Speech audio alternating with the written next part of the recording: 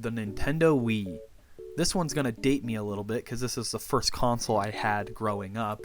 So that tells you how young I am and how I didn't really get into gaming until later. The Wii is going to be a weird one to talk about today. It's very up and down. There seems to be very mixed opinions on it. I would say the general public likes it, but it seems like a lot of gamers from that era didn't really like it very much. On one hand, it had a very modern disc drive that, pulled it in, and it had the blue lights. It looked very modern. It even had Wi-Fi, which I don't think that even the original Xbox 360 had Wi-Fi. And it was fully compatible with the GameCube. Not to like here. It seems like a very fully featured console. Well, how about number one? It had no HD output. It had no HDMI. It was stuck to 480p, and let's be honest, nobody used that. Everyone just used composite cables. Who was using component cables?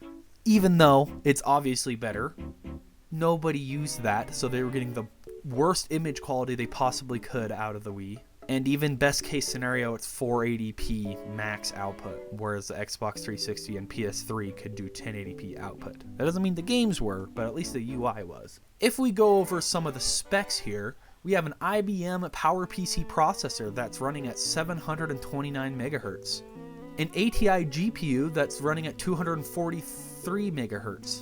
These are incredibly low compared to modern standards, and what? This seems eerily familiar to the GameCube. It really is just an overclocked GameCube when you look at it. They're both single-core processors, same architecture, just a couple hundred megahertz faster on the CPU and GPU. To be fair, the Wii did have a lot more memory, at a total of 88 megabytes versus 43. That's combining everything.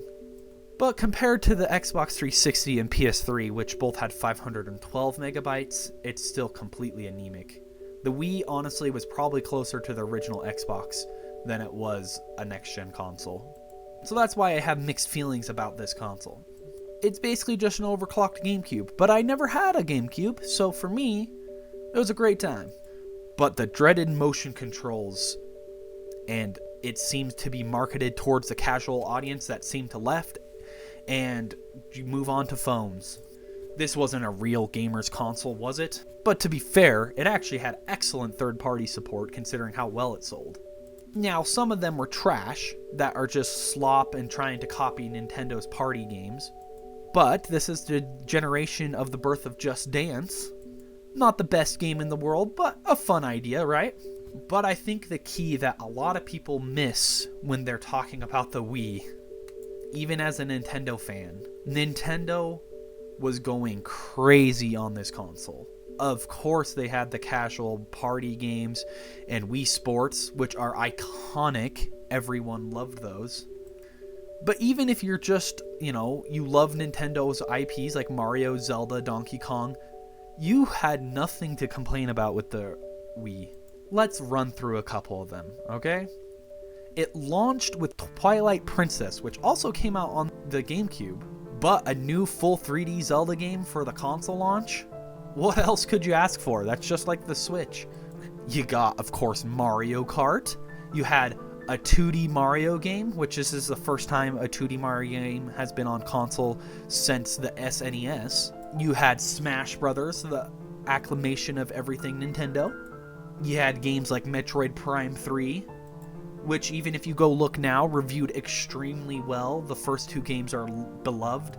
Now this changed the controls, but it actually was pretty good, and it was a full first-party AAA Nintendo game that looked incredible, and even if you just run it in HD, it still looks okay. Nothing crazy, but it holds up. And I think one of the biggest things, you got 2 full 3D Mario games on this console. Super Mario Galaxy 1 and 2. Now, they're different styles than Sunshine and 64. They're more linear, but they're full 3D Mario games. They look excellent. They just got ported to the Switch, and they still look good. They play great. I would argue most of these games hold up better than most games from this time era. Think about 2008 games. There's a lot of great ones, but a lot of them don't hold up as well. Most of Nintendo's Wii games still hold up very well. You even got stuff like Donkey Kong. Country Returns, as well as, like I said, amazing third-party support. People seem to like the Call of Duty versions, even though they were completely different games. The pointer controls added something unique, as well as stuff like Need for Speed Hot Pursuit, completely different game. But this console got so much third-party support, people were willing to make huge sacrifices to get just a game on the Wii. Now, there is a lot of slop on the Wii, but the gems are incredible gems. Now, this could just be me talking from nostalgia because I grew up with the Nintendo Wii, but really, in my opinion, these games hold up so well, even if you turn them back on nowadays and just enjoy them. They feel wonderful, and they look okay.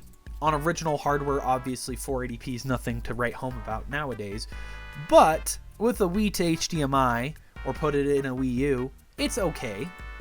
And luckily, the Wii and GameCube are some of the easiest consoles to emulate using the Dolphin emulator. So if you need your HD and you want mods like texture packs or 60 FPS caps, there's a huge community waiting for you. The Wii is reaching almost 20 years old, and in 2026 it will be. I just wanted to take a look back at actually how the Wii is frustrating but also incredible. Again, another example of the games make the console, not the console makes the games. Now, of course, there was all the motion control pushed into it, and that could be a barrier, for sure. I'm glad Nintendo went back to a more traditional control scheme.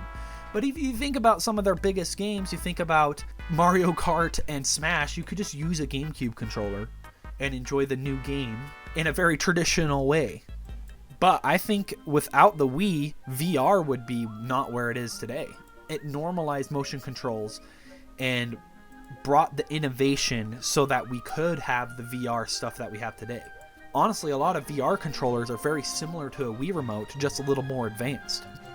So my love of video games and my fan of Nintendo games came from the Wii, which is slightly sad to say because this was the generation Nintendo kind of held back. But I would just argue just in hardware, because in terms of games, they were not lacking in quality. My favorite game is Twilight Princess, and while it is a GameCube game as well, I played it on Wii. So many first-party Nintendo games are so polished on this console, and they feel great. And this was before all the updates, so you could just throw in a disc and just play the game and not worry about it, and just have a good time. Not to mention that the Virtual Console, while the quality wasn't necessarily great, the amount and variety of games was awesome. That's how I originally played the Ocarina of Time and Majora's Mask and Mario 64. So much of Nintendo's back catalog was on the Wii, and it was excellent. Now, I didn't really get into the modding scene, but obviously the Wii had an incredible modding scene. So it was actually a very good console to emulate a lot of older games, as well as just have a lot of games ready to go for you on like a hard drive instead of using a disc. Now, is the Wii the best console of all time? Absolutely not.